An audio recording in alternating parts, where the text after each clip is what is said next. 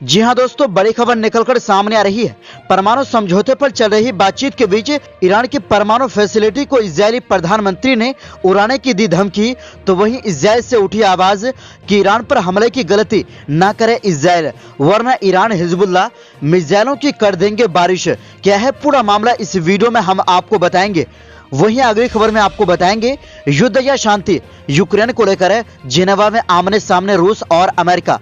पहली दौर की बातचीत खत्म, क्या यूक्रेन के साथ टलेगा युद्ध का खतरा? जानेंगे किस बात पर हुई चर्चा। इसी के साथ आपको बताएंगे कजाकिस्तान के मामले में रूस को ज्ञान देने वाले अमेरिका सीरिया की तेल लूटने का नया तरीका शुरू किया है। तो दोस्तों, सभी खबरें हम आपको आज के इसी वीडियो में कम समय में आसान भाषा में एक एक करके विस्तार से बताएंगे, तो आप मेरे साथ इस वीडियो के आखिर तक बने रहिए। लेकिन उससे पहले जो साथी MW न्यूज पर पहली बार आए हैं तो चैनल को सब्सक्राइब करके साथ में लगे बेल आइकन को भी दबा दें, ताकि हमारा न्यूज सबसे पहले आप तक पहुंचे। इसी के साथ बात करते हैं पहली खबर की। जी हां दोस्तों, इजरायल में नफ्ताली बेनेट के नेतृत्व वाली सरकार भी लगातार ईरान की परमाणु फैसिलिटी को उड़ाने की धमकी दे रहे हैं। अगर ईरान परमाणु हथियार बनाने की कोशिश करते हैं तो इसी बीच एक बार फिर ईरान को धमकी दी है, और जो परमाणु समझौते पर बातचीत चल रही है उनको इजरायल मानने को तैयार नहीं हो रहे हैं। तो वहीं इजरायल के कई अधिकारी नफ्ताली बेनेट को चेतावनी दे चुके हैं कि ईरान पर हमले की गलती भूलकर भी ना करना, वरना इजरायल पर ईरान और हिजबुल्लाह द्वारा मिसाइलों की बारिश होगी। यानी ये कोई ईरानी अधिकारी नहीं बल्कि खुद इजरायल के अधिकारी ने बेनेट को चेतावनी दी है। दरअसल इजरायल ने ईरान को धमकी देते हुए कहा है कि हम किसी भी परमाणु समझौते को मानने के लिए बाध्य नहीं है। अगर हमें कोई भी खतरा दिखाई देगा तो हमारे पास कार्रवाई करने का अधिकार सुरक्षित है। ऐसे में ईरान और पश्चिमी देश के बीच जारी परमाणु सुरक्षा समझौते JCPOA पर फिर से पानी फिरने के आसार है। उधर ईरान ने भी धमकी दी कि अगर इजरायल कोई कार्रवाई करता है तो उसे भारी कीमत चुकानी पड़ेगी। दरअसल इजरायल के प्रधानमंत्री नफ्ताली बेनेट ने संसद नेसेट की विदेश और रक्षा मामलों की समिति को संबोधित करते हुए देश के एजेंडे को साफ किया। उन्होंने कहा कि वियना में जारी परमाणु वार्ता के संबंध में हम निश्चित रूप से चिंतित हैं। इजरायल समझौते का हिस्सा नहीं है। ऐसे में अगर कोई समझौता होता है तो इजरायल उन्हें मानने के लिए बाध्य नहीं है। उन्होंने डिंग मारते हुए कहा कि इजरायल कहीं भी एक्शन लेने के लिए पूरी तरह से स्वतंत्र भी है। ईरान को ऑक्टोपस चीफ के तौर पर बताते हुए बेनेट ने कहा कि वो लगातार पर्दे के पीछे से धमकी दे रहा है। बेनेट ने चेतावनी देते हुए कहा कि इजरायल की नीति खतरों से निपटने के लिए रक्षात्मक से आक्रामक होने की ओर शिफ्ट हो गई है। उन्होंने इजरायल की सुरक्षा स्थिति पर टिप्पणी करते हुए दावा किया कि देश की सुरक्षा पहले से अच्छी और बेहतर हो रही है, जबकि दूसरी तरफ इजरायल के कई अधिकारी ईरान पर हमले के बारे में गलती न करने की चेतावनी दी है। दरअसल इजरायल के पूर्व और वर्तमान अधिकारी JCPOA और देश की सुरक्षा पर पड़ने वाले प्रभाव को लेकर एक मत नहीं है। उनका मानना है कि अगर इजरायल ने ईरान पर हमला किया तो जवाबी कार्रवाई के रूप में उसे भारी नुकसान उठाना पड़ेगा। इजरायल के PM बेनेट और उनके पूर्ववर्ती बेंजामिन नेतन्याहू ईरान के साथ परमाणु डील के सख्त खिलाफ है। अमेरिका के ईरान के साथ परमाणु डील से पीछे हटने में नेतन्याहू प्रशासन की भी बड़ी भूमिका थी। वहीं इजरायल डिफेंस फोर्सेस के ऑपरेशनल डायरेक्टर एहरोन हलीवा और पूर्व उपराष्ट्रीय सुरक्षा सलाहकार चक फ्रीलिच इसके ठीक उलट विचार रखते हैं।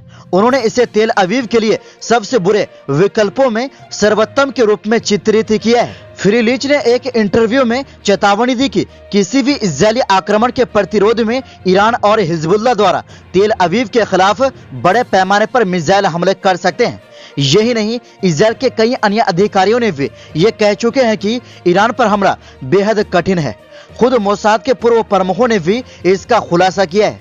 आपको बता दें कि ईरानी अधिकारी भी कह चुके हैं कि इजरायल की सिर्फ एक गलती उनके लिए अंत की शुरुआत हो सकती है और हमने अपना टारगेट साफ कर दिया है। बता दें कि ईरान ने पिछले दिनों अपने अखबार के जरिए इजरायल पर मिसाइल हमले के निशाने का खुलासा किया था।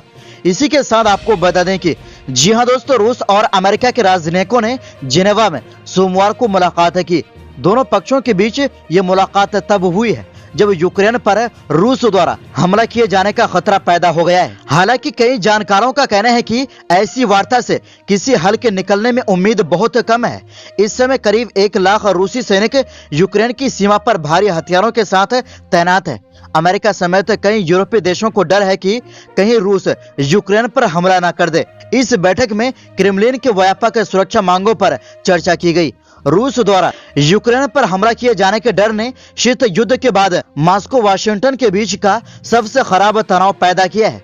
जेनेवा में अमेरिकी उप विदेश मंत्री वेंडी शर्मन और रूसी उप विदेश मंत्री सर्गी रियाबको के बीच पूरे दिन की बातचीत के बाद दोनों पक्षों ने अलग अलग ब्रीफिंग देने का फैसला किया है। दरअसल रूस ने मांग की है कि नाटो यूरोप में अपने विस्तार पर रोक लगाए। इसके अलावा नाटो पूर्वी और मध्य यूरोपीय देशों में अपने सैन्य मौजूदगी को खत्म करे। पूर्वी और मध्य यूरोपीय देश 1997 में नाटो में शामिल हो गए थे। हालांकि अमेरिका ने इन मांगों को सच्चाई से दूर बताते हुए खारिज कर दिया है, लेकिन इसने कहा कि वो मिसाइलों की तैनाती और सैन्य अभ्यास को कम करेगा।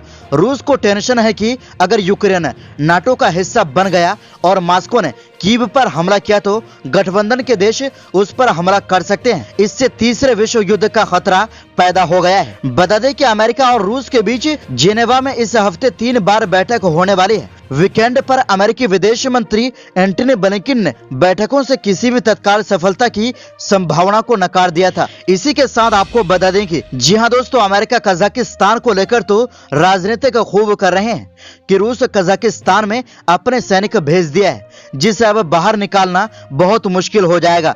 लेकिन खुद अमेरिका सीरिया में जो कर रहे हैं वो इनको दिखाई नहीं दे रही है, उन पर खामोश है। दरअसल अमेरिका सीरिया के तेल को पूरी आजादी से लूटने के लिए हस्का प्रांत में एक रिफाइनरी बना रहा है। इससे पहले तक अमेरिका सीरिया के तेल के टैंकरों में भर भर कर लूट के ले जा रहा था और अब उसने नियंत्रण वाले मिलिशिया ग्रुप के साथ मिलकर हस्का में एक रिफाइनरी के निर्माण का काम शुरू कर दिया है। सीरिया की सरकारी समाचार एजेंसी सना की रिपोर्ट के अनुसार संडे को स्थानीय अधिकारियों ने बताया कि अतिग्रहणकारी अमेरिकी सैनिकों ने सीरियन डेमोक्रेटिक फोर्स एसडीएफ के साथ मिलकर हस्का की रेमिलान ऑयल फील्ड में एक रिफाइनरी के निर्माण शुरू किया है, जिससे प्रतिदिन 3000 बैरल तेल रिफाइन होगा।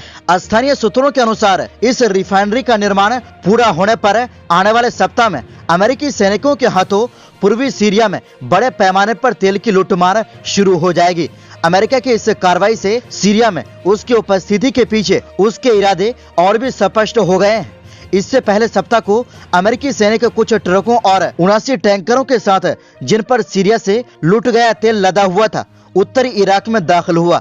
अमेरिकी सेना ऐसी हालत में सीरिया के तेल की तस्करी कर रही है कि सीरिया की जनता को ईंधन की कमी का सामना है और कभी कभी ट्रकों को ईंधन भरवाने के लिए घंटों लाइन में खड़े रहना पड़ता है। बता दें कि सीरिया की सरकार देश के पूर्वोत्तरी और दक्षिण पूर्वी क्षेत्रों में गैर कानूनी अमेरिकी सैनिकों की उपस्थिति को अवैध करार देती है। अमेरिकी सैनिक ज्यादा से ज्यादा सीरिया के ऑयल फील्ड के पास तैनात है। बता दें कि सीरिया कई देशों का युद्ध का मैदान है और ऐसा आरोप है कि इस देश को इस देश की सरकार ने भी बर्बाद किया है और एक बड़ा कारण आतंकवादी हमला और इजराइल का हमला। तो दोस्तों, इस पूरी रिपोर्ट के बारे में आपकी क्या राय है? अपनी राय कमेंट बॉक्स में जरूर दें।